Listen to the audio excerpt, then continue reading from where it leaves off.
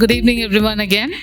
Welcome to another episode of TiE. May I request Mr. Bhaskar to please welcome the gathering and with the updates of TiE. Good evening, everybody. One of the few times where we are not starting at half an hour or 40 minutes late. So thank you very much for making it on time. I'm sure there will be a lot of people who will be trooping in. Today is actually yet another very, very special day for us because we have somebody who represents and who is also currently manages and owns one of the storied industry companies in Mysuru called Glowtronics. And just to refresh people's memory, about 2 years ago, I think Sabrishan may remember, 2 years ago we had the pleasure of awarding the Lifetime Achievement Award to Dr. Alok Gupta, who is Jagan's father, for the extraordinary work that he did in, after he came back from the United States. He set up the company and he has grown that over the last 3.5-4 decades to a company that actually is known, very well known around the country and around the world today. So I won't steal the thunder from Jagan in terms of what Glowtronics does, but every time I've had the pleasure of meeting with Dr. Alok and also with Jagan, I've come back knowing more about the organization, how it was built from scratch, and what are the trials and tribulations that he had to go through in those days when setting up startups in India was not very easy, and particularly from a city like Mysuru. Right. So anyway, so thank you so much for accepting our invitation, Jagan, and so thank you very much to Mukta as well for joining us this evening. It's a pleasure to have you. Unfortunately, we couldn't have Dr. Alok Gupta and his wife join us, but I'm sure there'll be a lot of questions that Jagan would be able to answer as well, from including the history of the organization and what the current state is and what it's going to be going forward. So once again, it's a pleasure to have you, and I will hand over the stage to Rajni, I guess, for the next bit. Thank you. A special welcome to Deepa. She's from LA. She's here in Mysore for a short while. She happened to join us. Welcome, Deepa. We have two Deepas anyways. Deepa, welcome back again. Okay, I would want to give two updates regarding TiE Women and TiE program. So most of you all know that TiE Women program is on, and Deepa happens to be one of the committee members. So she's going to support us for our chapter finals. And we have successfully conducted around 4 masterclasses for the women participants. Based on their requirements, this was done. And we still have 2 to go. So by next week, we will have the mentors connect with them directly. So it will improvise their pitching and other stuff, whatever is needed for the final pitch. And the finalists will go to the semi-finals, which will happen in Hyderabad.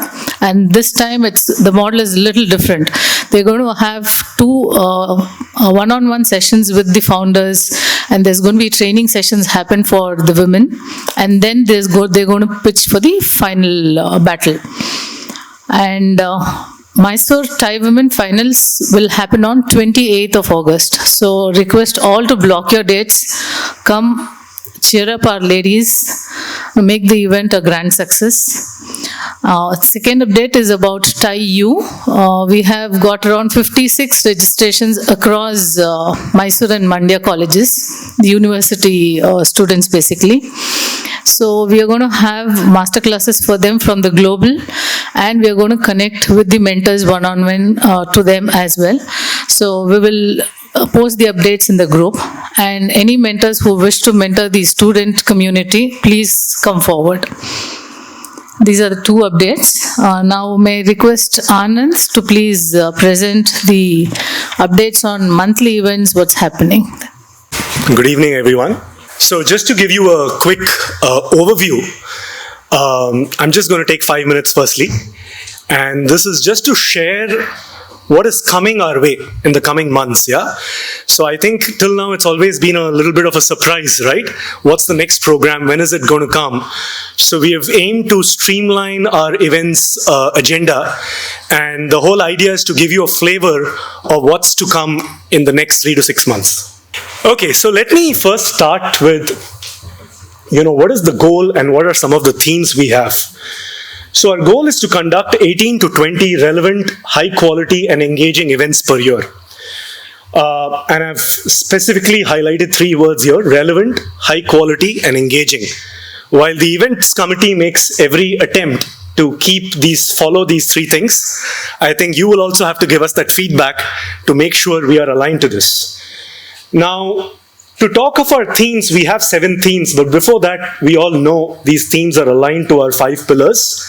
As we all know, there's mentoring, networking, education, incubation, and what is the last one? Investing. I can't see from here. And based on these 5 pillars, we have created 7 themes that I would like to share with everyone.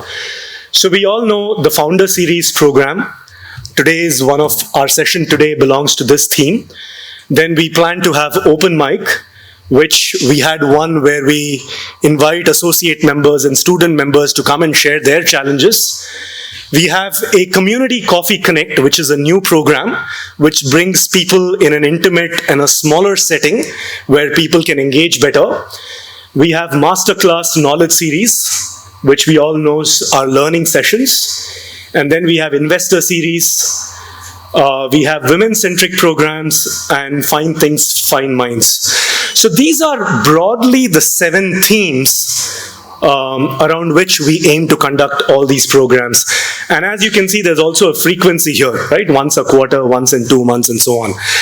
So moving forward, and we've already started following this in the last 3 months or so, our programs will center around these 7 themes. Let me move forward. Now, moving to the program. So as you can see, this is July to September. Is it visible to all? Or is it too small? It is? It's fine. Okay, thank you. So as you can see, July, August, we are more or less August halfway through. The programs in green we've already done. What's expected in August? Of course, we are here for this very special program today. We also have a Ignite TiE session. I don't know, Bhaskar, if I'm pronouncing that correctly, but that is expected to come in the later half of August. Then we also plan to start a new series around CM Spotlight. So each month we have many CMs joining. However, we also see very few CMs are well known in the community and they kind of actively participate. So we want to do a program to highlight our CMs so that everyone can know more about them. That will be an online program. And then in September, we will have a program, Knowledge Series program, which will be on cyber security. And we'll end September with an open mic program. So this is what is expected in August and September. And moving forward, I'm not going to go through this entire piece. But as you can see, we have about 2 to 3 programs each month, which all center around the 7 themes that I highlighted in the first slide. We also aim to have a cultural entrepreneurship conference in October, which is centered around, what TiE Mysuru wants to stand for. And one of the themes I think we have is where we need to strengthen ourselves on cultural entrepreneurship. But broadly, these are the programs and these are the themes that are expected in the upcoming quarter. So as you can see, we now have a very clear plan. We are already aware what we are going to do in the month of August, September, and we are trying to build the blocks around October, November, and December. So there's a very well-defined plan. Does this make sense? Do you like this? Yes. Yeah? Okay. What are our requests from the events committee? Please attend as many programs as you can. We have more than 150 members. We typically see around 50 people in the auditorium every time we have a program. Would love to see a greater crowd. Network with members. Generally, we tend to meet our friends. It'll be nice if the charter members in particular move around, meet other people as well. And even the associate members come forward to meet newer people and not your close friends alone. Share feedback. At the end of every program, Rajni shares a link. And less than 25% of the people typically respond to that. So we'd greatly appreciate if people share programs. It's a very simple 3 questions. It'll take less than 30 seconds to answer that. So greatly appreciate your program around, your feedback around every program. Open your networks, suggest great speakers. Right? It's a shared community. We're all doing this for each other together. So we would love for you to share some great speakers whom you have in your network. Volunteer to do a community coffee connect. Volunteer to present speaker introduction, vote of thanks. Make a social media post if you can. Visibility always helps. Be it TiE, Mysore, or individually for you. And last but not the least, share any feedback you may have with the events committee. If you think our programs are too boring, please let us know. If you think we are doing too many each month, please let us know. If you think we are doing too little each month, we're not organizing relevant programs, please let us know. Every feedback is welcome, and we'll aim to do our best. With this is our wonderful team. It's not very big. You probably know everyone. I don't need to introduce everyone here. So the three members on top, we tend to do, I would think, the heavy lifting. And then there's an advisory committee, Bhaskar and Ajit. And last but not the least, Rajni and the Inside Out team. They do a great job for us as well, and they are very active part of the events committee. So that's it. Thank you so much. I hope this helps, and would appreciate any feedback, any suggestions, and I'll aim to post this each month about the upcoming programs each month, so that we can plan and we can try and better participate in all these events. So thank you so much. I will now pass on the stage back to Rajni. Thank you. Thanks, Anand. Thanks for the updates on the events going forward. Now it's time to know more about our speaker of the day, Mr. Jagan. May I request Sachin to please introduce our guest for the day. Good evening, everyone. Okay, I'm going to keep this short because I know we'd much rather hear Jagan speak rather than me doing a long introduction. But I'll just quickly share what happened yesterday. Jagan and I wanted to just get to know each other before the session so that we can have a good fireside chat. What I realized when I went to his office is that rather than letting me ask him questions, he had a lot of questions for me to understand my life journey. What do I do with storytelling? How does it work? What kind of companies do I work with? Etc., etc., which I think is a true hallmark of a leader, because without curiosity, you can't learn new things. And somebody who can't learn new things, in my opinion, probably, the leadership quotient keeps eroding. That's number one. Second thing that I noticed about him, which was fantastic, is his love for the craft itself. So, of course, Glowtronics is a fantastic company. 99% of their revenue comes from the export market. So many things. Yet, his love for components specifically and his passion when he talks about them. His eyes light up when he's talking about cathode rays and some of the other components that they manufacture and the tech that they've invented. So, to me, these two things were really important and interesting.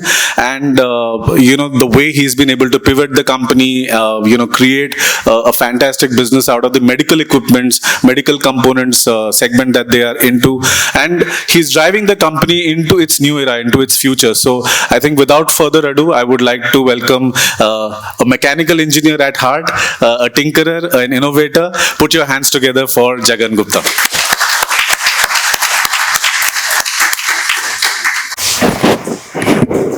So, good evening, everyone.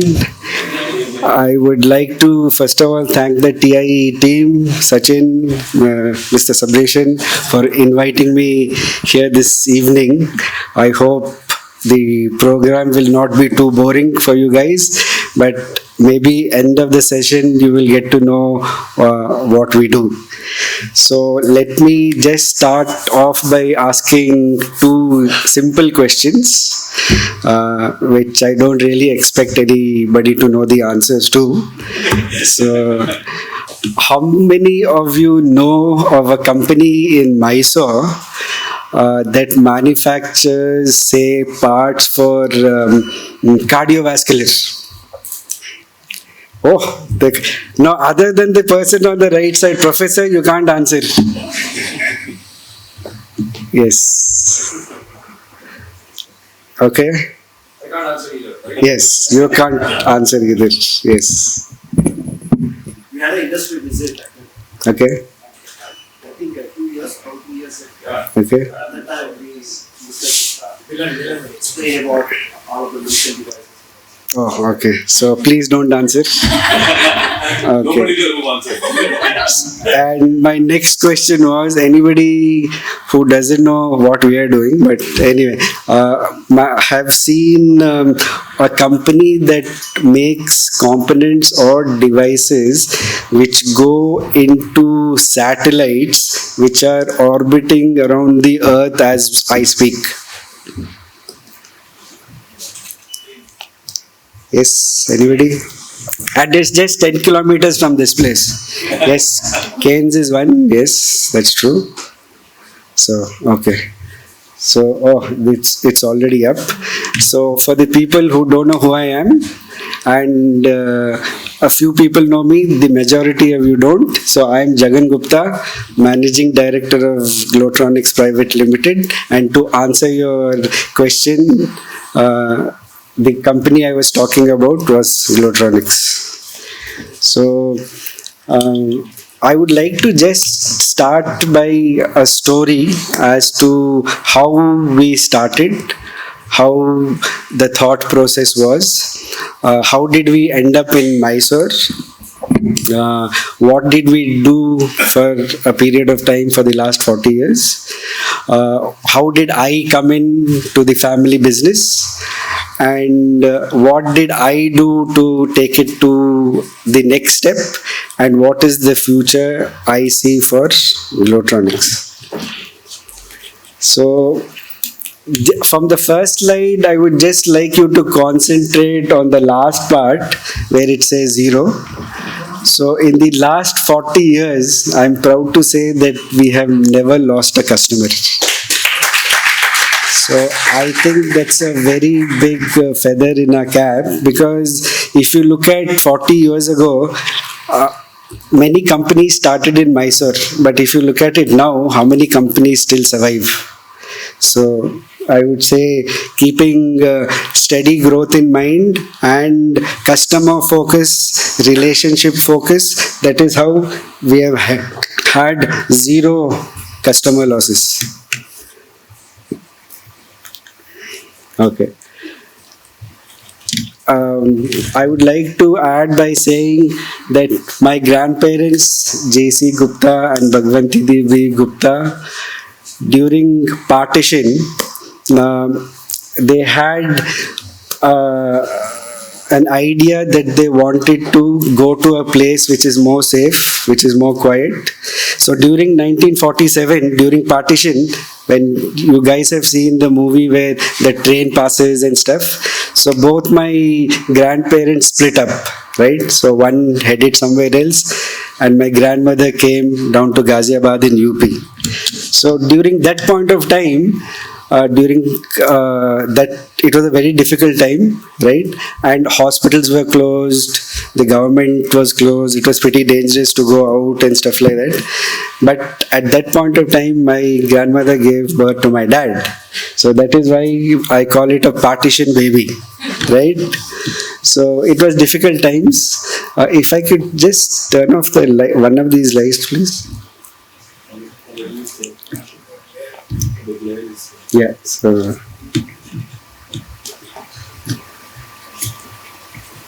yeah, sounds good. Looks good, thank you. So dad was born, right? And my granddad used to work for the telegraph, so he was a government service, right? And every year he used to get transferred. So even dad, during his education times, went to different states and did his studies.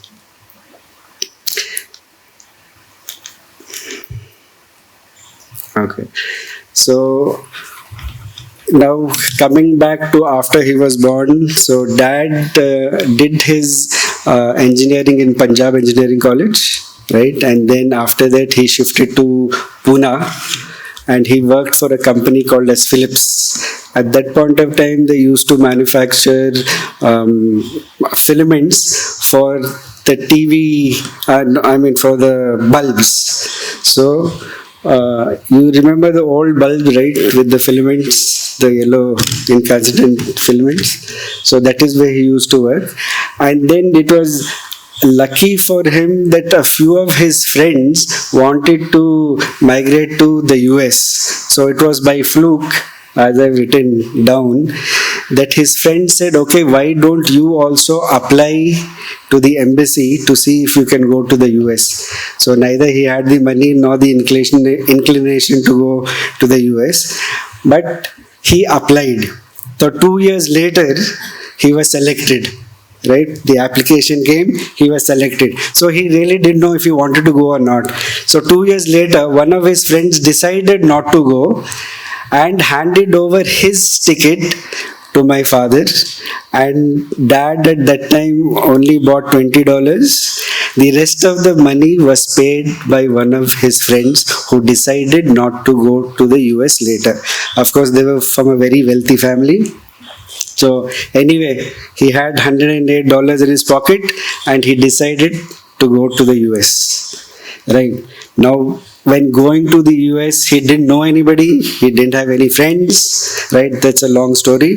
But one of his first jobs was selling the newspaper, right? So he used to cycle around on his cycle throwing newspapers. Then he was looking for opportunities in the US, and he applied for a company which was then also called as Philips. And luckily, 6 months later, he landed a job in the state of Maine in Philips. So he started as an engineer there, a technician in 1972. And by the time he left, he was the head of the organization. So he has a very scientific bent of mind, and he is a very practical and hands-on person. That is how he grew in his career. So now he worked in US for 8 years and lived the big life of the US. If somebody asked me what was that, I would say that he had owned a 10-acre piece of land with a house, right? At that point of time in 1972. He trained as a pilot. He owned an aircraft. So he used to go to New York with my mother, have lunch and then go back, right? All paid by the company. So he had many cars, so he was doing extremely well within a very, very short span of time. But then he decided to move back to India in 1979. So that's a pretty long, that's 47 years ago, right? So why was that? So that is something interesting. I mean, once you're living your life and making money and things going the right way, why would you want to leave, right? So he always had things behind his back that he would want to come back to India sometime. So now, I forgot to say that. So he keeps on joking around. He went to the US not to find a job, but to find a wife. So eventually he got married to my mother, who's a US citizen from the state of Maine, and she comes from a very cold place which goes down to minus 40 degrees in winter. Right? Okay. So before they decided to come to India, he had sent my mom, because it's a collective decision, right? You can't just make a decision on your own, no, I want to go back.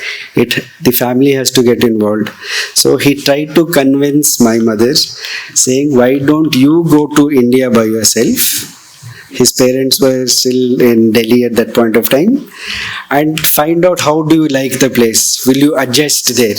If you don't like it, we can always come back to the US and continue with our lives.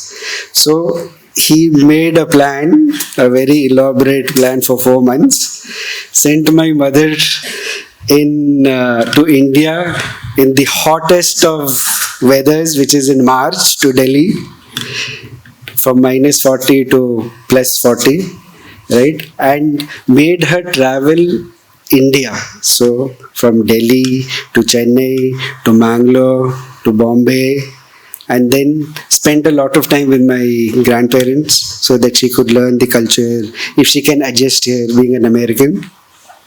So after some time, they decided, yes, why don't we go give India a shot? And at that time, they had chose Mysore by fluke again. So one of Dad's friends, who's actually Ajit's dad, so they had started Vijay and Filaments together. So leaving that aside, so they chose Mysore, right? Because why Mysore? Because Maine had a feeling of, it was a very green place, right? Mysore is also a very green place. At that point of time, she lived near a mountain. So Chamundi Hills she liked Chamundi Hills, right? So these are very interesting things when a person has to leave everything back. Imagine shifting, say, to somewhere else from Mysore, right? So how can you move all your family and stuff? So it's not very easy, and you have to adjust. So anyway, they chose Mysore, and they said, okay, let's start something here. Now, in between this time, there was a gentleman by the name of Dr. J.M. Garg, who later became the mentor for my dad.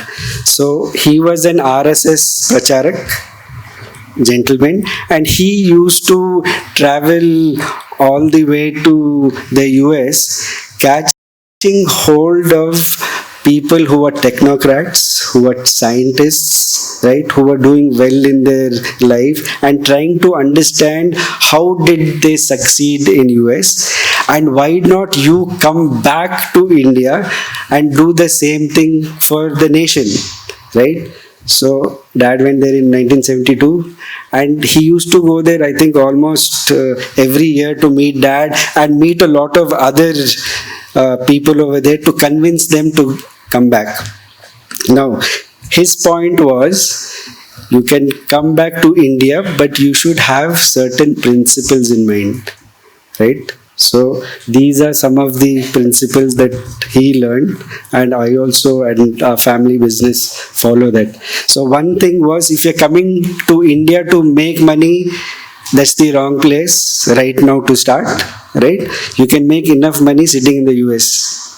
So that's one thing. So you have to think about a different way of starting business. The next thing was, okay, if you're going to come back to India and if you're going to compete with fellow Indians, then you'll be pinching each other's sale for 2 rupees, 3 rupees, 4 rupees. So don't compete with Indian people within India. So that was the another focus. So compete with the world. Don't do it with the Indians over here, fellow Indians. The next thing was, yes, once you decide and you are doing well and you make a profit, spend some of that profit for the social upliftment of the society, right? Not only money, but also your personal time. So it's very interesting to note that in 1979, right? So, and then once, since you are a technocrat and doing well, it's always important to share what you have learned. Don't keep it to yourself. Teach others, help others to improve. That is what you should think about before you shift. So these were some of the things that he went through before he decided to shift back to India. Okay. Now, while shifting to India, he had to think about why he wants to shift and what he wants to start, right? So always when somebody starts a new business, you look for the opportunity, you look for what the problem is, and you want to solve that problem, right? So focus has to be, what is the problem and what do we want to solve? So at that point of time, before he started everything, look at 47 years ago, right? There was no internet, right? So what did he have? He had books. So he learned from books. So if anybody comes down to Glowtronics, you will see a room half of this size, which is a library. So it is books of marketing, it is book basics of how a welding machine works, how you design stuff, how do you draw 2D drawings, many books. So he made, it's like a library. So he learned from reading. Now it's easy. You can go on to Google, ChatGPT, you'll find all the information, right? So at that time, there was no internet. There was no startup ecosystem. This time you have people who can fund you. The banks are behind you to give loan at a very cheap rate. It's a different thing how people pay it back, but in most cases they don't, right? So startup culture wasn't there. How do people invest? People didn't have the money to invest at that point of time, right? And it was a license raj. So without a license, you can't do anything. But that thing is also coming back again in the medical field now, because you need a license to run your manufacturing. So these are some things that problems that he had. So now just to answer a few of these things, how did he start?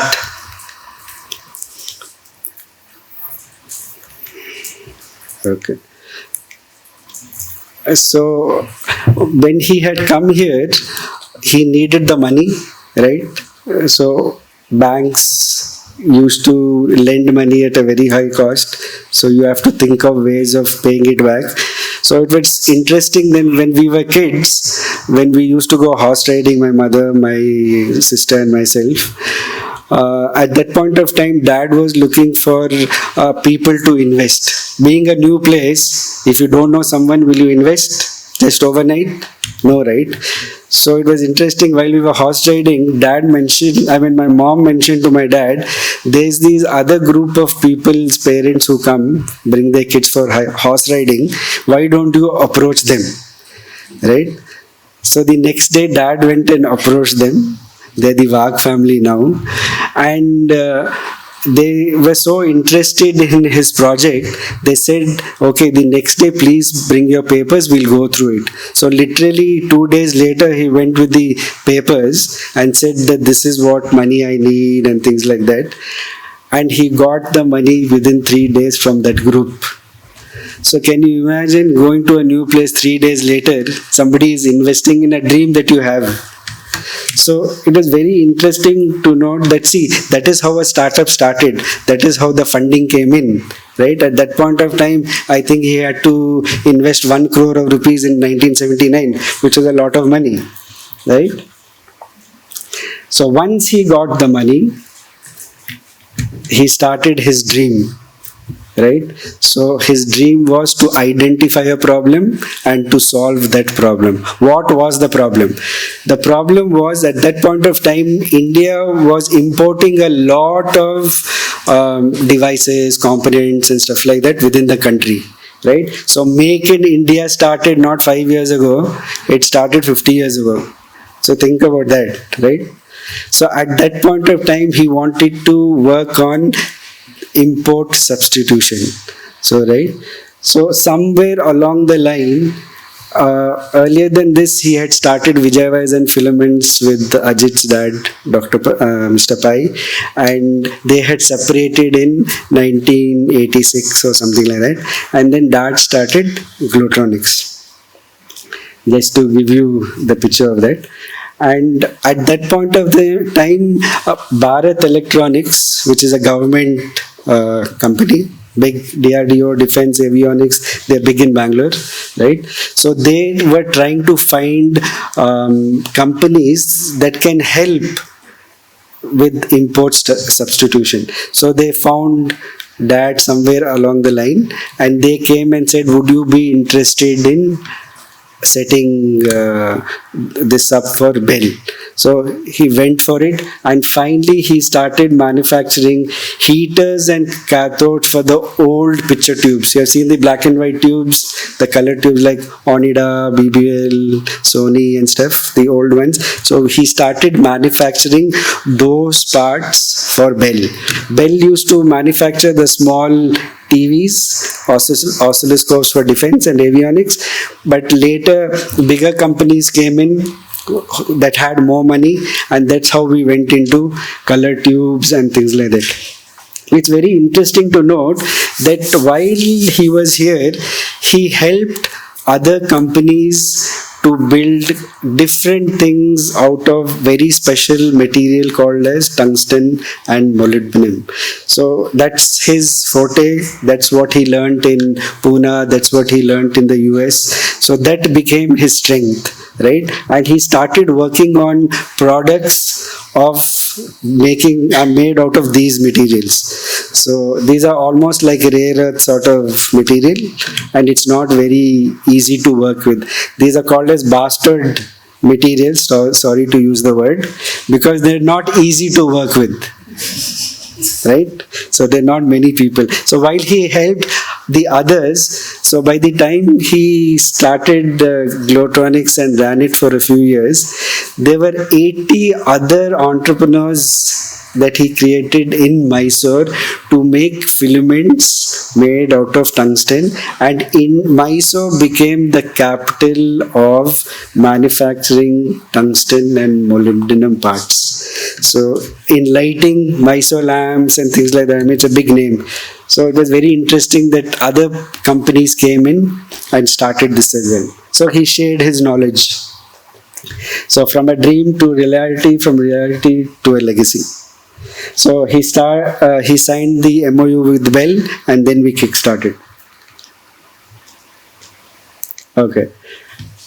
So he started Glowtronics Unit 1, he started Glowtronics Unit 2, he started Glowtronics Unit 3, and he started another company called as Mysuru Filtronics. So now I will come to the stage where I came into the family business. So while all this was going on, Glowtronics had a collaboration with the US company, and at that time a technology transfer. So at that time the US company said, no, we need to have control over what technology we are giving. So they said, no, we want 70% of your business in shares. Right? Because technology transfer, I mean, we didn't know what heater and cathode was, right? So we have to learn from somebody else as well. So this company said, okay, we need 70%. So 70% of the shares were held by them, and the rest of the 30% was held by us, right? So we started another smaller company, keeping in mind that if something happened to Glowtronics, we have a backup.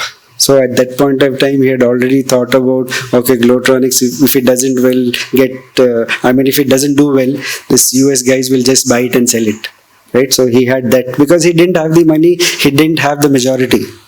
So he started a small company, Mysuru Filtronics, basically for my grandfather, because when he shifted from up north, he was also to a new place, so to keep him busy, so he set up this company for him. And I think of him a lot because he was my mentor, my grandfather.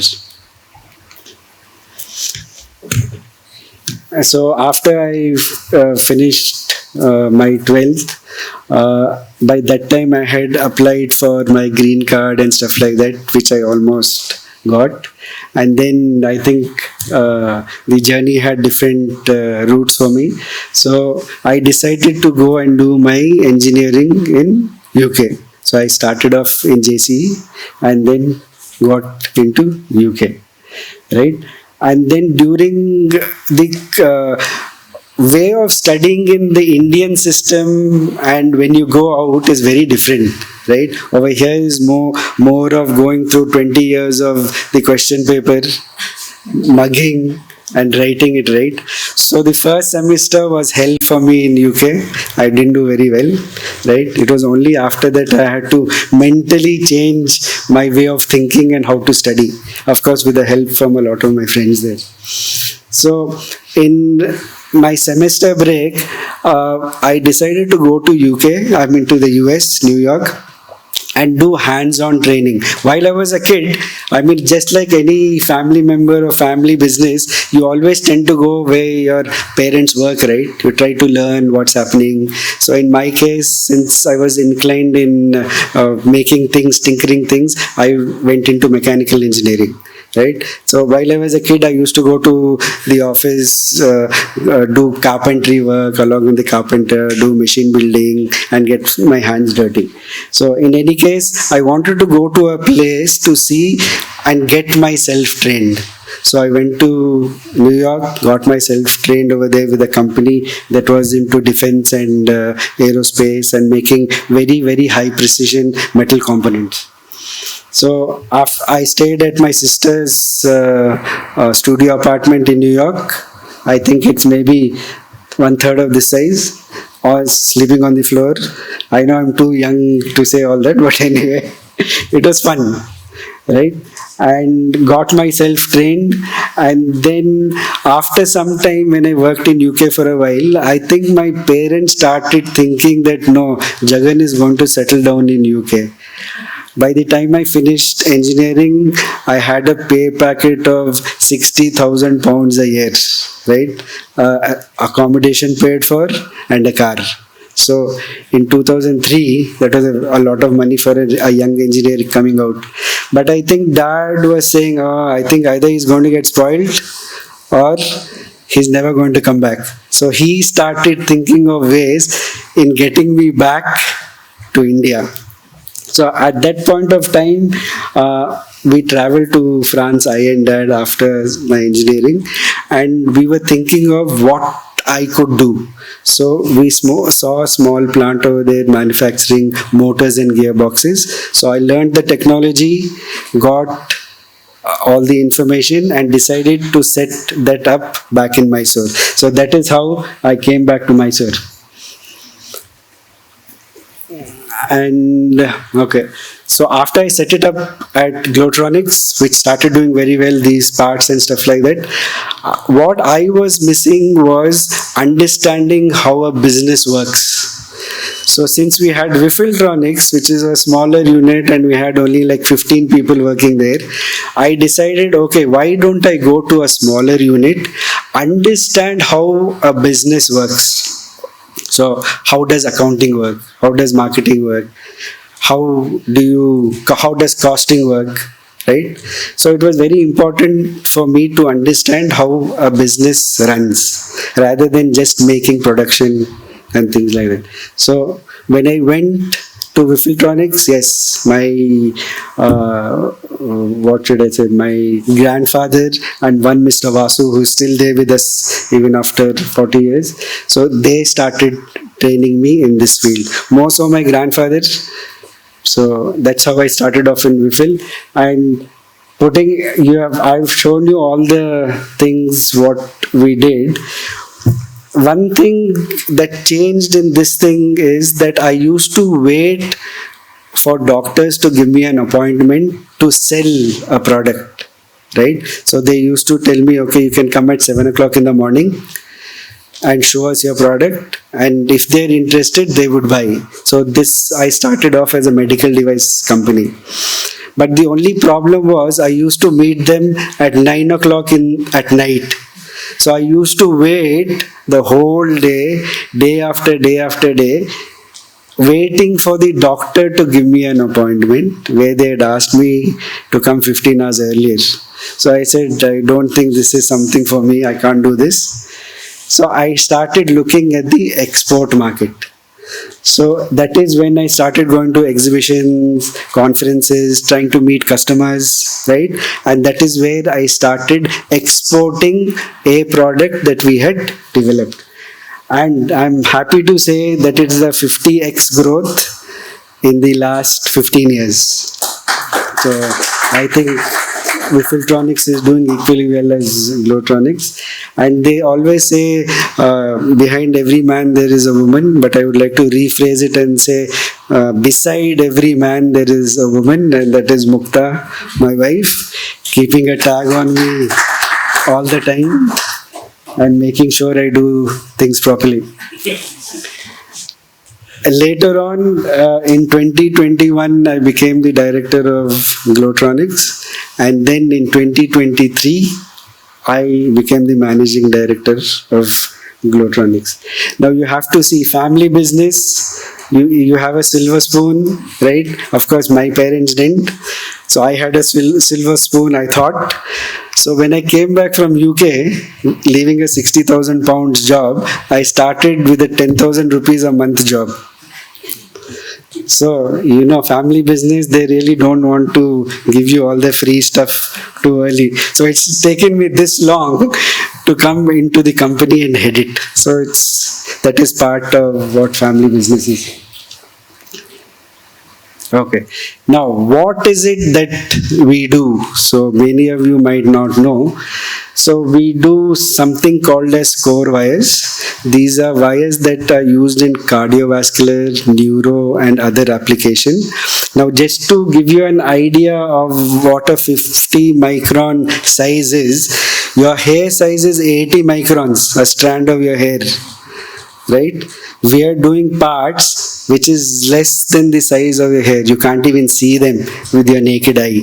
So we are doing such parts because finally these parts go through your thigh, through the vein into your heart. So it has to move inside the vein. So these are very special material which is stiff enough to pass through your vein and go to your heart or go to your brain. So it goes through the nose, goes in, goes through your nose and goes through your brain for surgeries.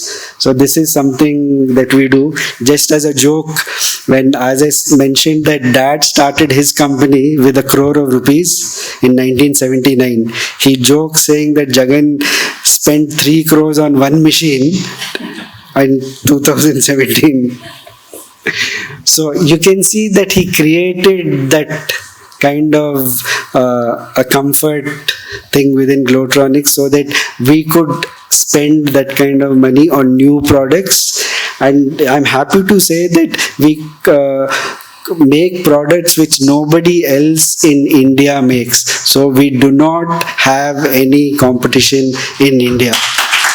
So we are only making products which are technologically driven, not making spoons, plates, or a restaurant. I'm not saying that's not something great, but it is a technology driven company.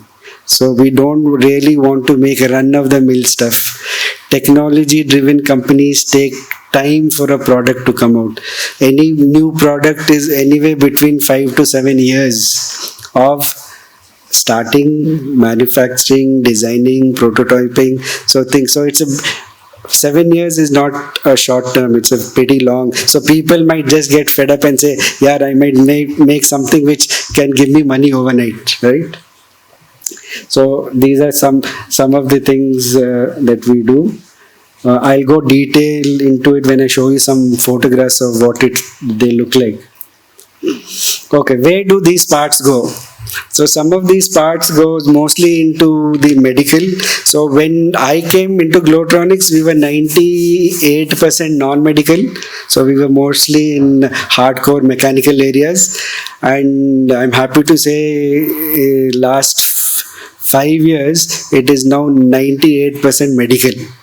So I changed the direction of where we were going, basically because that when we started, we only had 3-4 customers. Keep in mind, we are talking about technology driven companies, right? So there are only few companies that could make it. And the problem that I had was, if one company stopped buying from us, 50% of our business would just disappear. So my focus was, okay, why don't I create opportunities where I have multiple smaller customers, right? So it should not be that just tomorrow that I fall flat on my face because somebody stopped buying. So that is how I started building the customer base. So we went into avionics and defense. What we do, I will show you in the next slides. We cater to some of the very well known companies around the world. So just I put over there Elon Musk. So we have started supplies to the company of Elon Musk. Just because of NDA, I'm not able to tell you what we do fully. but I'll just show you a few of the photographs which are available on the internet. Okay. So this will give you an idea pictorially as to what these things are. So this is gearboxes. So this is what I had started and brought in from France. The heaters and cathodes are components that Dad had started. They look very big here, but they're less than a millimeter in size. So other than the gearbox which you see there. Core wires, as I said, these are parts that are made out of nitinol material.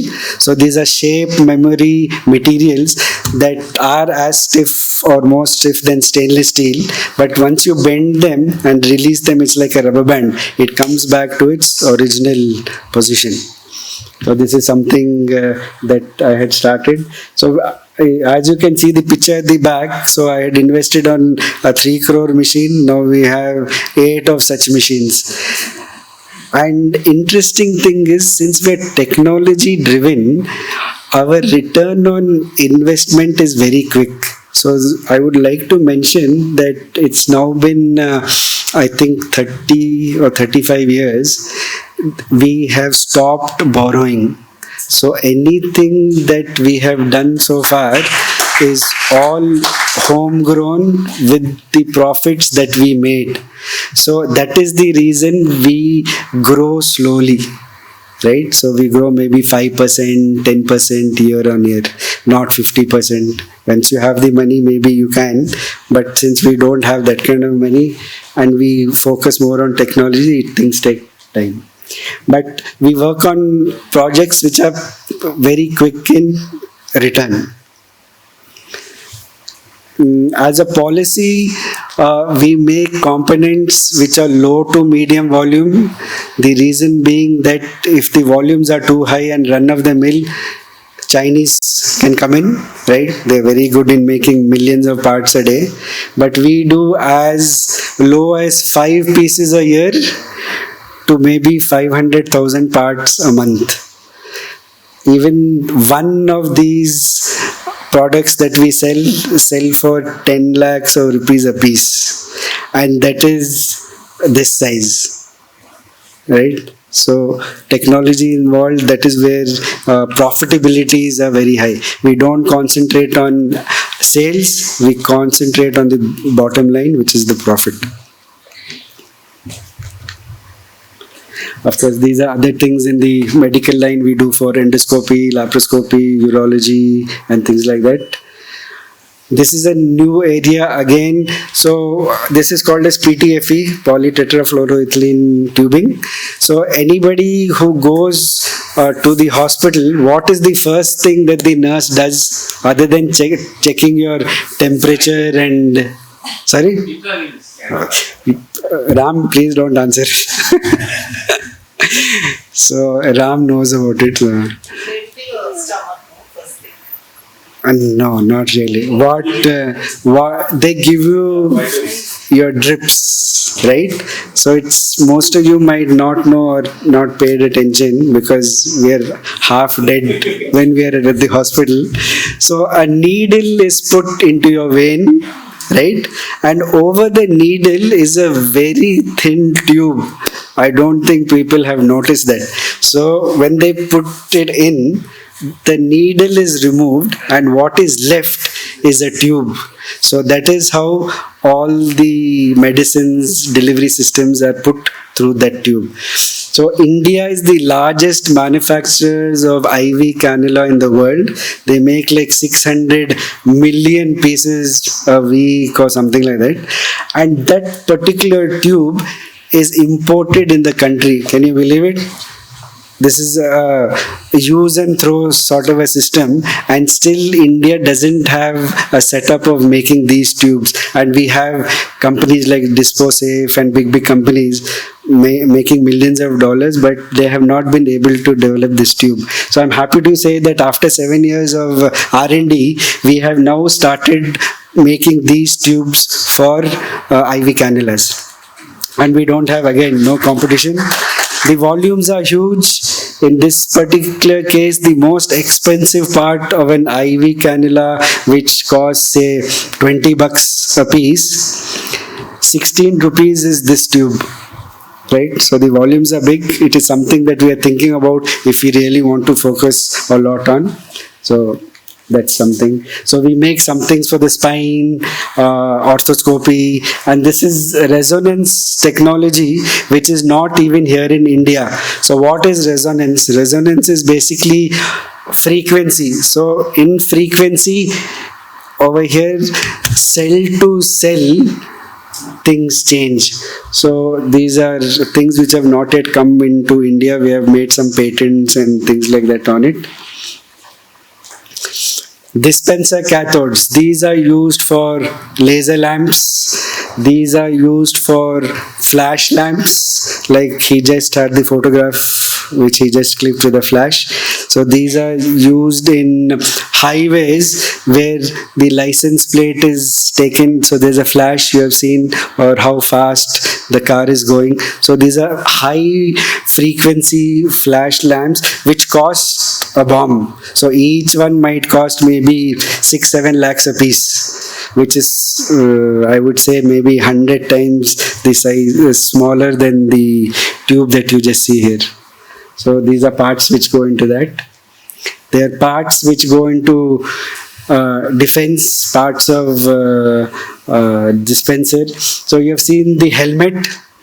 So we supply directly and indirectly to British Aerospace, to NASA, to ISRO, and also to a company in France that makes the Rafale jets. So Rafale jets and most of the jets, the pilots have a helmet, right?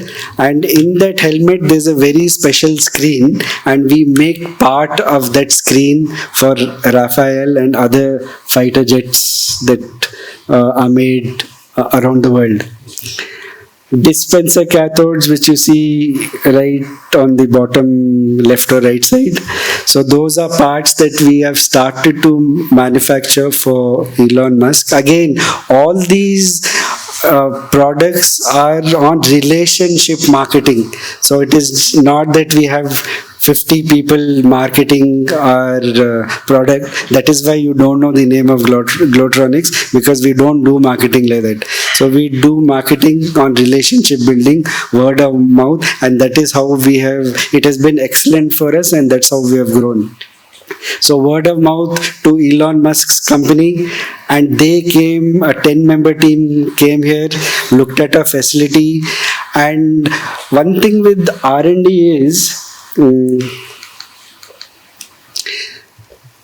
that we always go to a customer and ask him what his problem is. So once he gives his problem, we do all the investing ourselves. So we do not ask the customer to pay a single rupee for any of the developments we do, right? What we ask the customer is, once we have done it, please take the time and effort to validate it, right? Validate it. Give us the feedback saying that, oh, these are the improvements that can be done, right? We will work on it. We will come back again. That is all we need. And if it works well, please buy from us. So it is a risk that we take. And that is the risk I took when I invested 3 crores of rupees on one machine without having a customer. Right? So most of our risks are R&D, but we try to make sure that we achieve what we want to make. So the batting rate for us right now, I would say most of the products are like 70%, whatever we take are successful. The rest, it is mostly because either the customer is not able to sell it, or they have some problem with selling in terms of value, competition from China or something like that. But most of our products, 100% have been successfully developed, and 70% of them have seen the end life as well.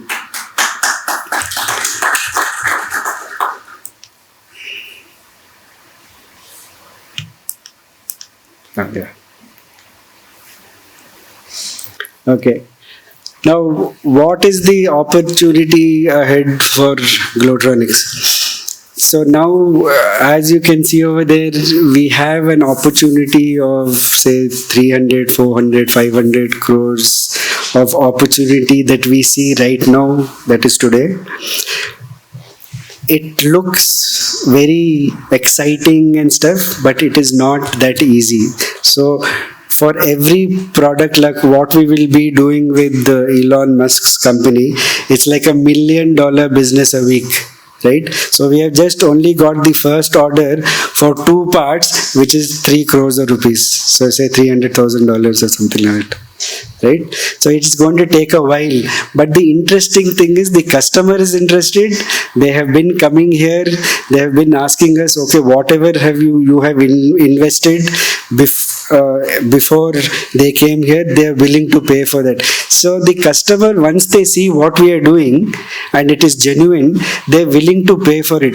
So we had already invested, I think, 4 or 5 crores in developing this product for Elon Musk, which is basically a component for the internet communication between Earth and the satellite. So you've heard of Starlink, right? So it's for Starlink. So when they came and saw that we invested in a CNC machine, we invested in a vacuum system, we invested in a turning system, we invested in test things that we should be testing here before it goes to them. They were so excited. They said, please just let us know how much you have spent. Tomorrow we will transfer the money. Right? Imagine we have spent 5 crores, somebody coming overnight and saying, okay, we'll pay you. The other thing with Elon Musk's group is that most of their, just to give you a sideline, is that most of the workers are youngsters. So they're all below 30 years. Right? And there are 3 categories of people in that group. So the first group has a blanket permission of giving $1 million, up to $1 million to a vendor. The second one is 10 million. The third one, no limit. 3 people, and these are available on phone call. Right? So they said, they came over here and said, wow, we'll give you a check. It's a different thing. We said no, because we wanted to control the IP, right? So it's a very big thing. You need to have something for yourself, right? So if we just get the business opportunity, then you can see the growth ahead, right? We can become a 500 crore company with just one single customer. So that is the focus that we are looking at. So I've written over there progressing sun and stuff like that. So we are lot into solar. So the next final project will be, I think, end of this month, where we will be 100% running on solar. So the company will be a 100% solar thing. And also we have rainwater harvesting. So I'll show you a video clip of the company a little later so you can see that. So I think I should go a little bit faster. These are some of the numbers where we have homegrown our colleagues.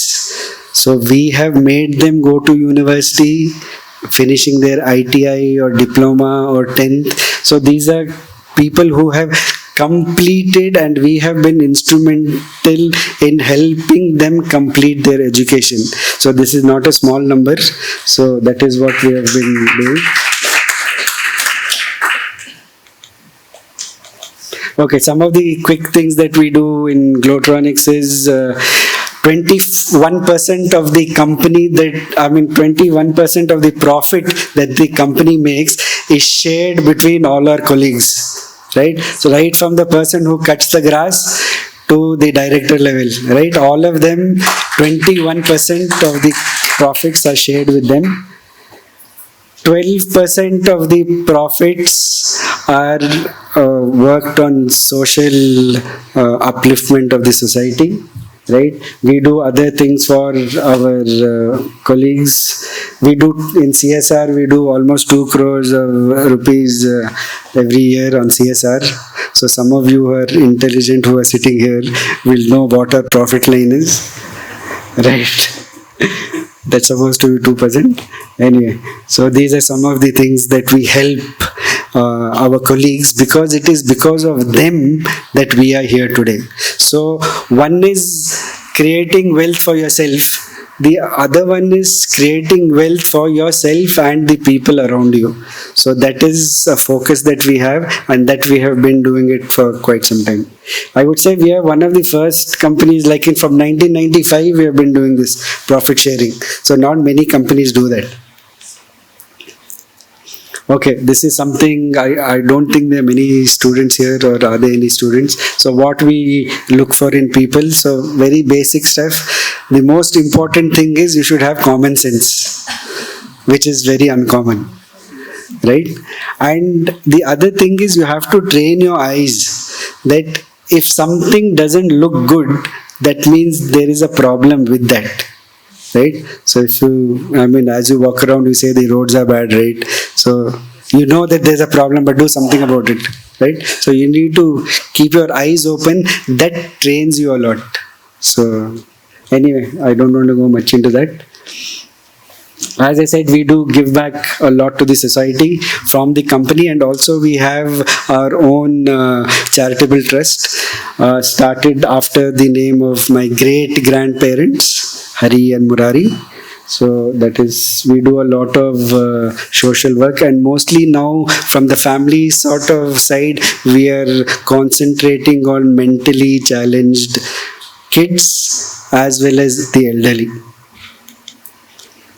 Just to give you some things that we work on, we have an old age home, we have a children's home, then we have our own ITI center and things. This is something which we keep on doing, something new year on year. Okay, the 5 takeaways. So I've just written, so it's very catchy and for you to look at. Dream big, but start small. Relationship is what the company is built on, and that is what we continue to do. That is how we have grown. As I had said before, our success rate for product development is 70%, right? Challenges, so it's not easy to run a business, especially manufacturing. Right? It's very easy if you have a business. It's equally difficult to sustain a business, and it's more difficult to take that sustainability to the next level. So it's very challenging. Create wealth, share success. Okay, we are on a 12-acre plot. So I think there's a video in. If somebody can just turn on that video.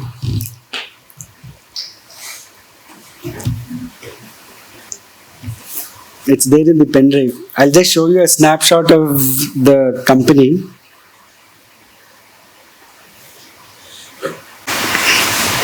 Yeah, so we are from one end of the road to the other.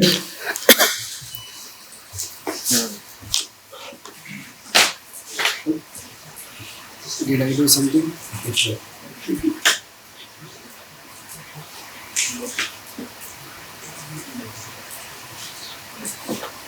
So that's unit 1, that is unit 2, this is unit 2. So we are on a 12-acre land. So you can see some of the ponds that we have.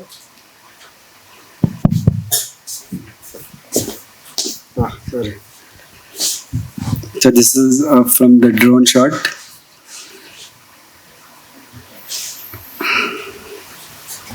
So this is where we are doing this stuff for Elon Musk. This is Glowtronics. We start here and then go all the way. This is where we are doing the things for the IV cannula, and also now we have started working with the same material for Boeing. So we got finally the validations were done after a year and a half, and now we will be supplying all the cabling for all the commercial aircrafts for Boeing. So slowly we might take that to Airbus and things like that. We'll have to see. Yeah, that's it, sir. Thank you. We can go back to the presentation. I think I just have 2 more slides. and then I will not bore you anymore.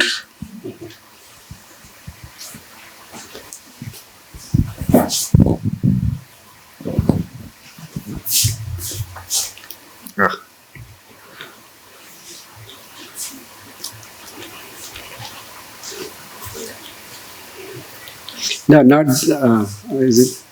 No, this is not the one, I guess. No, this is not the presentation. The third one.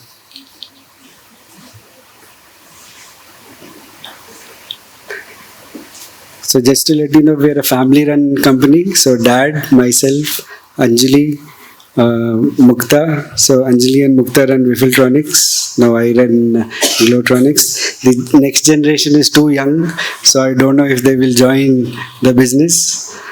But we will have to make plans soon.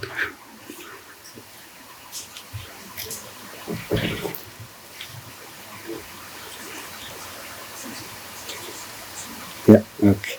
I'll take it from there.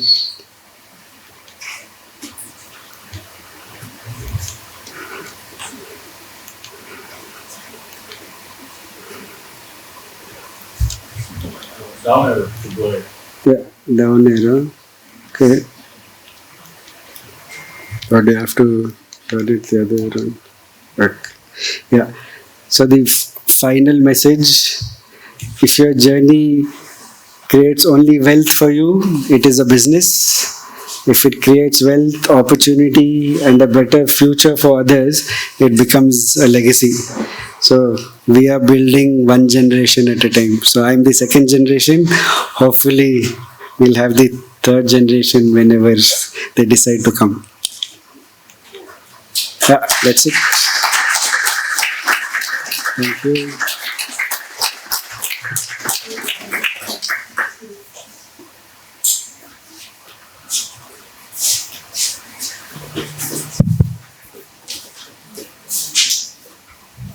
Okay, when I first spoke to Jagan, when we decided that we'll invite Jagan to do this talk, I had a very, soft-spoken person on the other end of the line, and he told me, Sachin, I don't talk much. But I have to, give it up for Jagan, because I mostly say that the CEO or the leader of the company has to be its best storyteller. And I think Jagan is more than a fantastic storyteller for Glowtronics. To be able to hold an audience for almost an hour and still be able to share so many facets of the company, both from its journey but also about its business, is no mean feat. So we have about 15-20 minutes of interaction, the fireside chat. I will go ahead and have the conversation, but what I'd also like to do is to get more questions from the audience. Anyone here who already has a question for Jagan? Can I have a show of hands? 1, 2, 3. Okay, a few people already. So Jagan, I request you to take the seat. We are going to have a quick chat. And anyone here who is in a field where they want to learn more about manufacturing, export markets, etc.? Okay, one person, 2, 3. Okay, so there are a few people who want to talk about. Just check your mic once. Hello. Yes. I thought I would take my presentation longer so that he doesn't ask me too many questions. No, I will not ask the questions. I think I'll let the audience ask you more of the questions. But I am going to talk a little bit about... there's an interesting story that Jagan told me yesterday when I went to meet him, is that there was a gentleman who came and who was working in Mission Hospital and creating the surgical equipment. I forgot the name of the equipment. Dr. Krishna Rao. Dr. Krishna Rao. And the equipment that... So it was basically a TURP loop for men's Can prostate. everyone hear Jagan at the end? Can you hear me? Yeah, you want him to be louder or it's okay? No. Okay. Yeah. So it's basically a device that is used for, it's called as urology TURP loop electrode for prostate surgery. So men, as they get old, they have problems urinating, right? So this is a device that goes in and clears all the stuff and takes it out. I know it sounds very painful. It is. That's not the story that I was looking for. I was asking him because he told me something really interesting, that the gentleman, Dr. Krishna Rao, came and your father repaired. Yes. So actually, Dr. Krishna Rao came back from UK, and he worked for a mission hospital here in Mysuru, right? So he brought a technology of how to do surgery with keyhole system, right? It's a device that you use, operate with your hand, which goes into your body and you can do surgery. So it was a very interesting scenario at that time. So when he came here with his equipment, he was those loops were as expensive as 5,000 rupees a piece, right? So India could not afford that. Poor people could not afford that. So as and when he had that instrument, he had to use the same device for each patient, right? So you're cutting tissue, it is contamination, right? And sometimes it used to break. So 5,000 rupees gone in one surgery. So he came to know that there is a person called as Dr. Alok Gupta at that point of time, who was crazy and loved to help people fix things. So he was called as a fixer in Mission Hospital in Mysuru. So finally he landed up at his place and he said, yeah, this is something that I'm not able to get over here. Can you repair this for me? Right? So a few days later he repaired it and gave it back. Then a few years later he said, now you're giving me all this repair stuff, why don't you think of making it yourself? So that is how the loop started, and that is how we went into the medical line. Okay, and Jagan has not mentioned, but today Glowtronics is the largest manufacturer of that particular component in the world. Is the largest manufacturer of that particular product, and we sold it to the place that product was born. So it was born in Tuttlingen in Germany. So we were able to sell our own loop back to the guys who originally manufactured it. Yeah, I think that deserves a huge round of applause, right? Yes.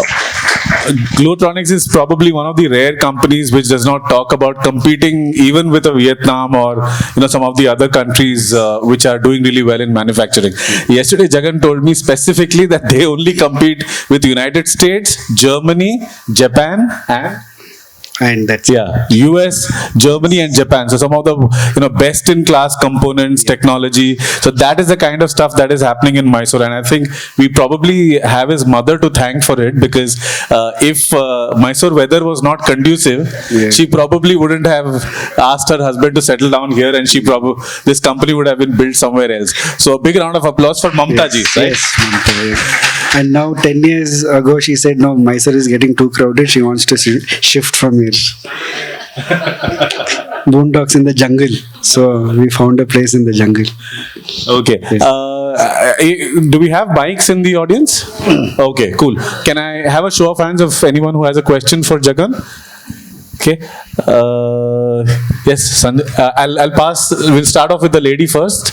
So Sanjana has a question for Jagan. So let's start off with Sanjana. I thought you were in Singapore. I came for this. For this session. Well, thank you so much. It's always such a joy to hear you.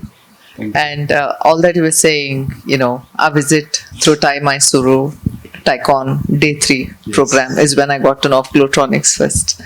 And going through some of it again, and having had the privilege to see some of the stuff that others can't see was, wow, feels amazing. And I feel super proud that you're a fellow Mysorean who's doing this. So thank you so much. Thank you. Another thing that caught my eye was, how you're going with sustainability, you see, and ESG part of it. And also not just in terms of climate resilience, but also in terms of... I have a request. Let's try to cover as many people as possible. So just quickly the question. Yes.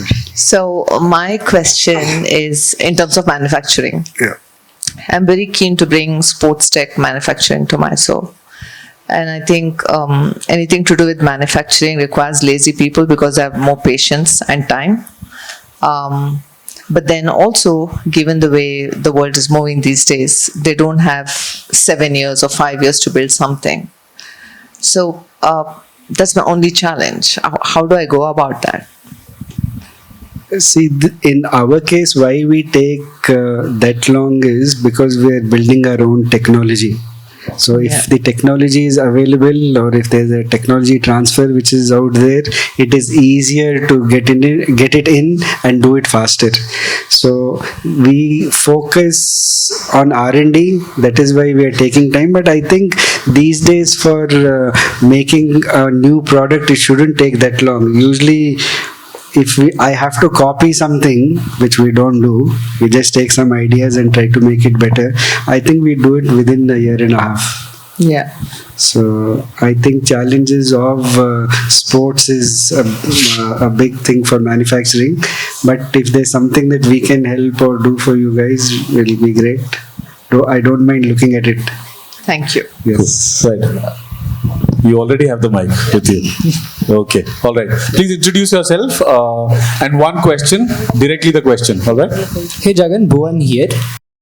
Just one question from my side. The future of manufacturing in India, do you see a model of mass manufacturing like China, or are we looking for a model where it's specialized engineering and smaller scale manufacturing? So specialized engineering is the way the country is going forward. And what skill sets are you as Glowtronics looking out for, or what skill sets are going to be in demand for this kind of model going forward? Thank you. So I think there are a few questions that you have asked. So basically, I think India is not tuned for run-of-the-mill stuff, right? China, I mean, it's a fantastic country. I mean, people are very quick. Even if you see a person walking, you have seen our people how we walk, right?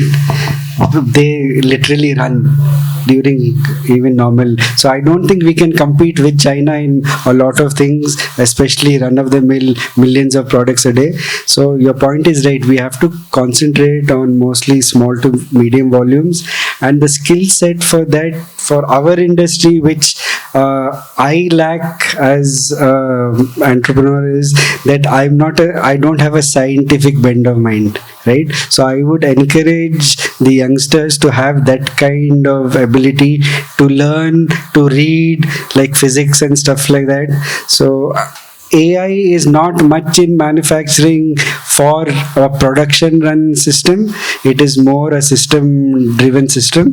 So we have started something in AI as well. So AI is another thing, but mechanical engineering is great. I think people who can go into mechanical engineering and work with their own hands, I think those type of people will be needed in future. So as AI comes in, lot of people will be going out in IT especially. So manufacturing is evergreen. It's going to be there, and it's going to be there for, I think, the generations to come. Hello, sir. Myself Anil Kumar, one of the startup founder. I'm here. Right. Yeah. This question is on behalf of many startups who are here. So the biggest challenge that we have as a startup, or when we approach the companies here in India, is the early adoption. So when we go to a company with a new technology or new product, the adoption rate is almost nil.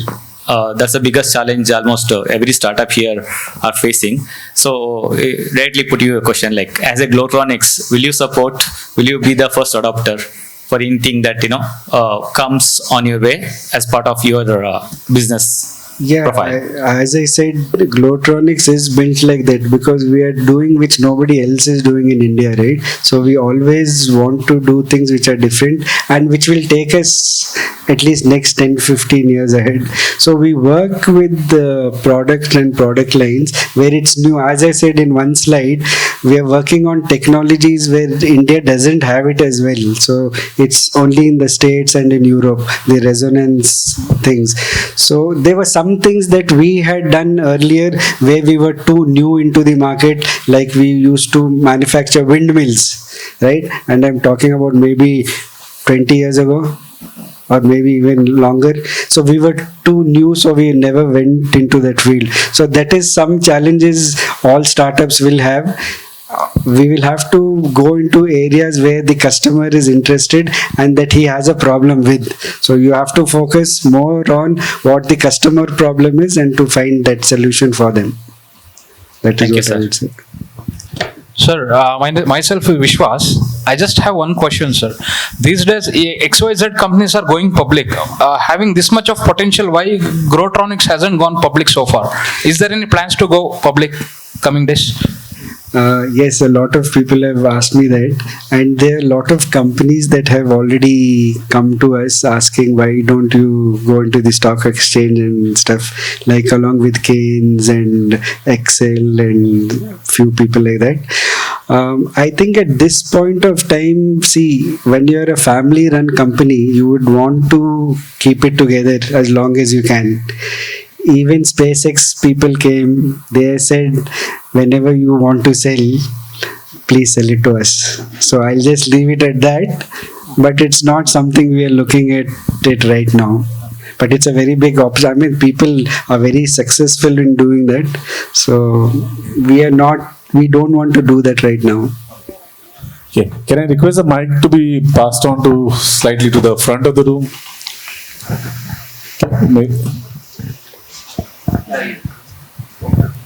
Thank you. Jagan, Pradeep here. Question in terms of precision components, right? Yes. Like if you have to restart Glowtronics today, okay, where do you go and find those problems, right? Because these are very niche, very specific to an industry. It's not there out, right? So how do you go and find these are the specific industry challenge with respect to precision components? Yeah. So that's interesting. I mean, it's a part of everybody's journey, right? So even when I had to find something new, it took me, I think, almost 10 years before I could find a customer. So 10 years is a very long time, because when you're small, nobody really wants to look at you. And they say India, oh, it is 10,000 miles away. What will India do for us? It's only a country of snake charmers and bad roads, right? So lot of people will think like that, but as I said, it's the relationship marketing, so you have to do it yourself. So all the marketing I do, one guy Praveen, who's my colleague, he does, dad does it, and my dad and mom do that together when they're meeting customers or suppliers. So it has to be an ongoing thing with each and every customer, and trying to find a solution, again, as I said, for their problem. So that is how we have been lucky enough. I know it's not a simple thing, but we have been lucky as well. That's what I would say. Does these events, exhibitions help in terms of finding what problems they are? Yes, I did that for almost 5 years in the beginning, because one, it's expensive to go to exhibitions, right? If you want to put up a stall, say in Medica in Germany, it'll be at least 20-25 lakhs for a small 10 by 10 booth, right?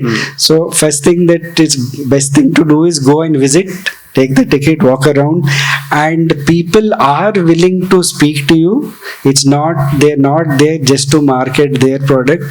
Behind their mind, if you give them your card, they do come back. So that is one thing I had also done long time back, which has been successful. Yeah. Thank you.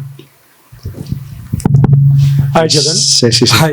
Yes. So I have been actually beneficiary of Glowtronics supporting me in my very early days. In 2002, actually, when I was starting out as an entrepreneur, so I happened to install Linux on most of your machines, rendering it unusable. So after that, we had to undo all that thing, whatever we did. So this is actually...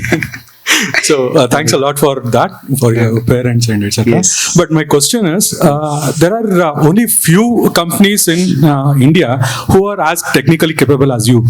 So wouldn't you want to use that capability to create some moonshots or something like that? Maybe build your own product or something.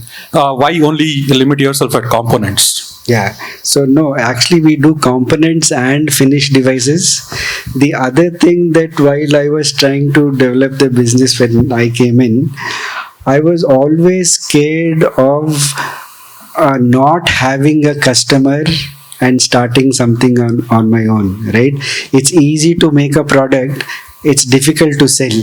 So I always believe that I should have a customer before I start my work. So I need the customer saying that, yeah, do you have something? I'll make it for you. So we're an OEM. So I think I would still like to be in that frame of structure, because once I have my own product, there are different damages that can happen. One is that when you're selling your product out, you need certification.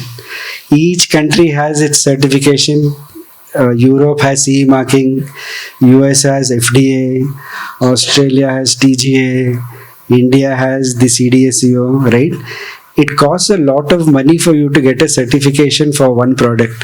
So, right, if I talk about one product that we are doing right now, it will be at least 2 or 3 crores of rupees for certification.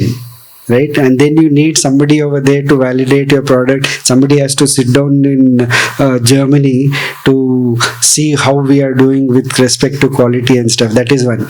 The second one is, if something happens in the operation theater and that person dies, right?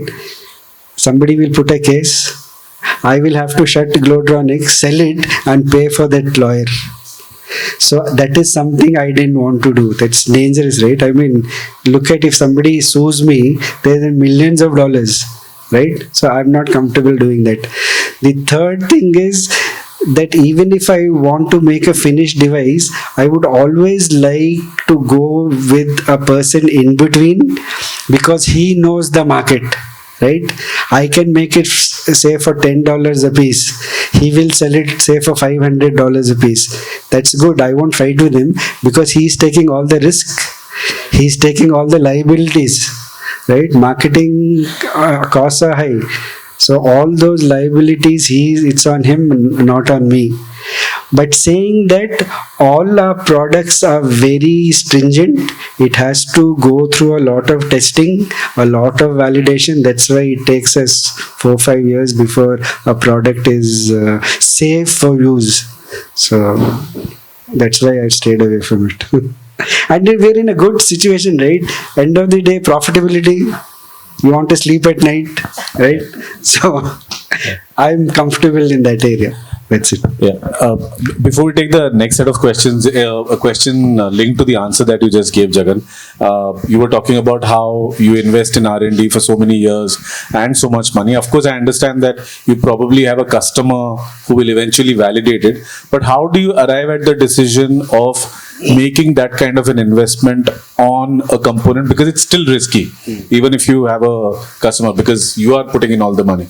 How do you arrive at that decision? So at the same time, if a customer says no, you have to be in a situation when you have invested, what are the other opportunities for that product and how you're going to go about it. So the backup plan is always there.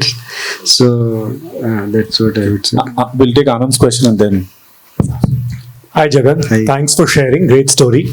My question is, what are some of the largest challenges you faced? Just a couple if you can share.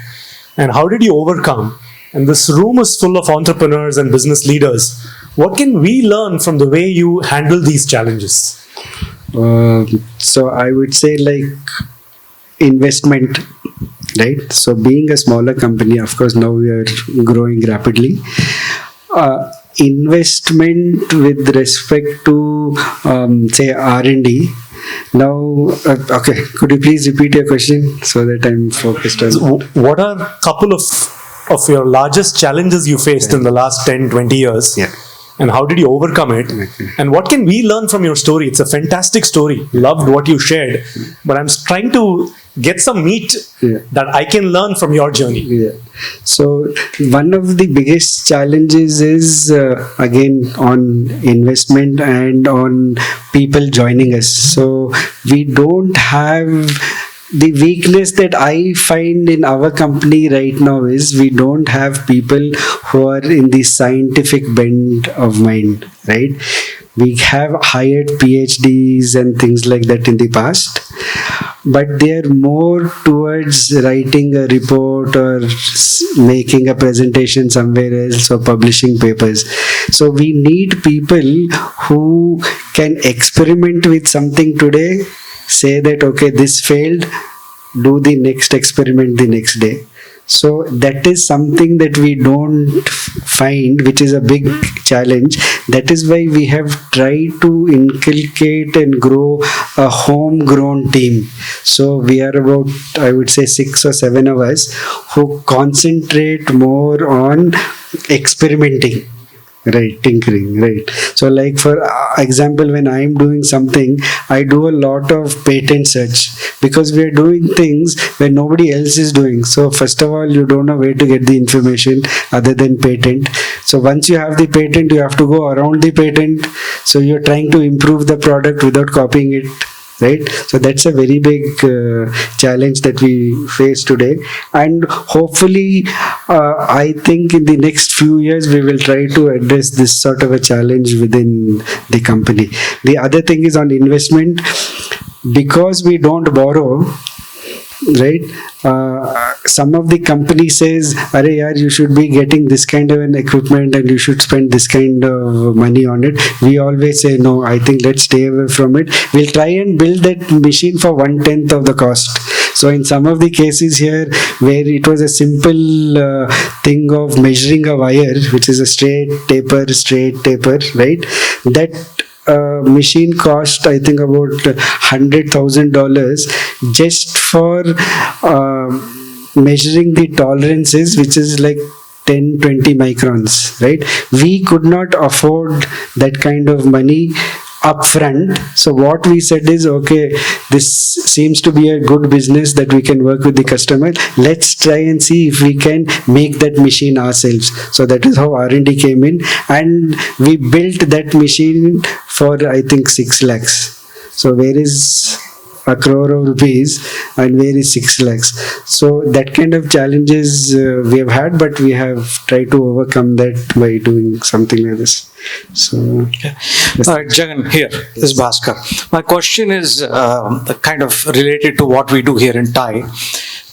Can you talk about your inbound supply chain? We talked about, what R&D that happens in your company, how you sell it and how you market yourself, etc., etc. But I think what I would be interested to know is, how do you manage your inbound supply chain, given the fact that you are in a city like Mysore, which is not really in the hub of all of the industrial activities, and the highly precision components that you make? It's about your raw material, your suppliers, etc. That's one question. The related question is, how can the community of startup or the entrepreneurs in Mysore can contribute to your organization as a startup themselves, supplying components, or the other way also, where Glowtronics can help these entrepreneurs in Mysore to say, come, I'm going to help you develop this technology, or I will help you come and do a project for me, and therefore I will start buying from you. Yeah. Right? So those are related questions. If you can address that, would be great. Thanks. So to answer your first question, India doesn't, since again it's all technology driven, right? So we're in a very niche area. So not many people do the stuff that we do. So the components as well, for example, talk about this wire and things like that.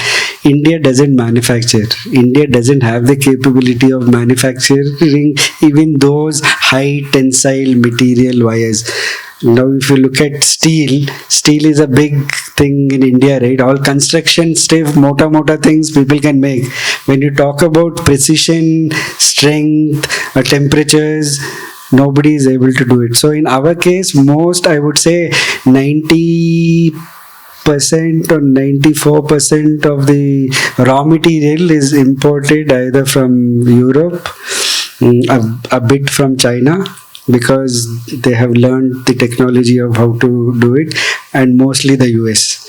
So if youngsters or people starting startups, it will not be easy to help us, I feel, because the investment in making a raw material is technology driven.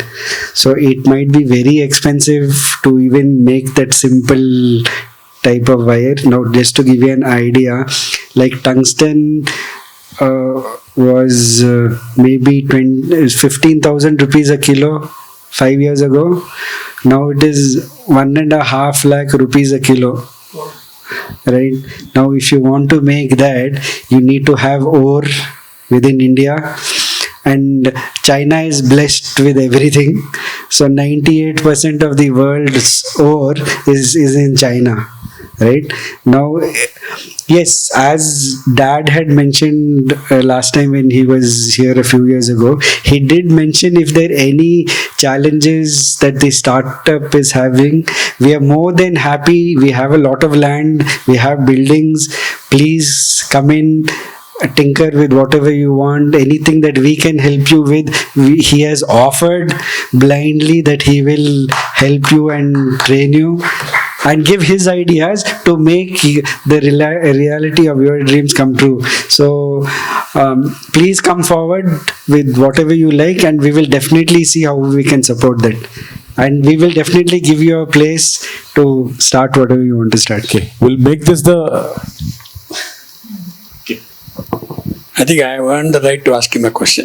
Yes. Jagan, we have seen the transition from a market-driven economy to a technology-driven market itself. In today's challenges, most of the startup founders face is that they have to create a market for their products. That means product which has not existed before, that needs to come, and it will create a need for a customer. Like you have many examples, largely in the service. So how do you see yourself going forward, that historically you have created a product, high-tech product, which you know customer needed mostly. Going forward, will this challenge change? You will create a product anticipating that the customer will need it one day? Or and what is your suggestion to the startup founders these days? It's very interesting, like in the resonance field that we are in. So we have patents on it. So it is our customer actually had challenges of understanding the technology and building it. So it was futuristic. So we made that, we created that, we went back to them and said, see, this is how you can use it. Why don't you give it a try? So they had a court case in the US with Olympus, which is a very big company, and they had put, I think, $100 million case on them for infringement of a patent. So futuristic. So we came out with something, we went around the patent and stuff like that, and it was successful. So these are very few things that come up like this, but I think that is what challenges us, and that is what we feel happy doing. So but making a product which is already not there in the market, you have to be a genius. So, and I don't think we are there at that stage as yet. Okay, we'll make this the last question. Yes, go ahead, Satyajit, right? Yes. I'm Satyajit. I'm from MIT Tandavpura College. Yes. So basically my question is, as I am studying AI and data science, how can we as engineers be able to contribute to companies like Glowtronics? And how do you think that, that what can we learn from now that will be able to help us in the future when we actually develop something really core, not just an AI buzz or anything? Yeah, but I think AI is already started and it's doing, there are a lot of things in AI that still have to be done. We're just in the beginning stages. But for Glowtronics, what we have done is we have already started looking at the different services. For example, quality, how AI can help us in quality, how AI can help us in manufacturing, which we have just started to experiment with. And I think you are in the right field. It's just a start of AI, and people who have gone into AI are really doing well. And small companies like us which are growing, this is going to be a big part of manufacturing. So as I said, we are not making run of the mill, but AI can do 90% of run of the mill work, which has started to happen within India. Okay, cool. So we'll make that the last question.